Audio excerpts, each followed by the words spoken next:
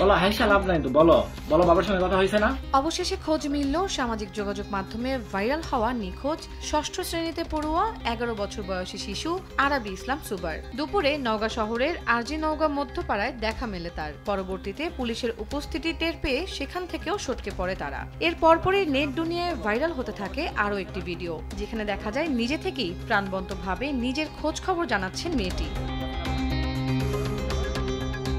গেল রোববার সন্ধ্যা 6টায় রাজধানীর মোহাম্মদপুর এলাকা হতে নিখোঁজ হয় মেয়েটি। তার নিখোঁজের খবর রাতারাতি সামাজিক যোগাযোগ মাধ্যমে ছড়িয়ে পড়ে। পরিবার সহ আইন শৃঙ্খলা বাহিনী সকলেই নানা প্রচেষ্টায় খোঁজাখুঁজি করেও হদিস মেলেনি আরাবী ইসলাম সুবার।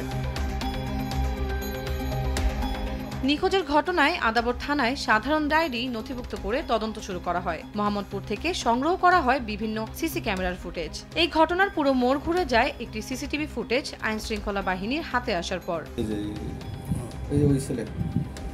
রাজধানীর মোহাম্মদপুরের টোকিও স্কয়ারের সামনের এলাকা। 2 তারিখের সিসিটিভি ফুটেজে দেখা যাচ্ছে 11 বছর বয়সী আরাবী ইসলাম সুবাকে। সুবার সাথে তার ফুফাতো ভাই ছাড়াও দেখা যায় আরেকজনকে। প্রথমে শপিং মলের ভেতর এবং পরবর্তীতে হাত ধরে রাস্তা দিয়ে প্রাণবন্তভাবে হেঁটে যেতে দেখা যায় তাকে। এরই জের ধরে শুরু হয় তদন্ত।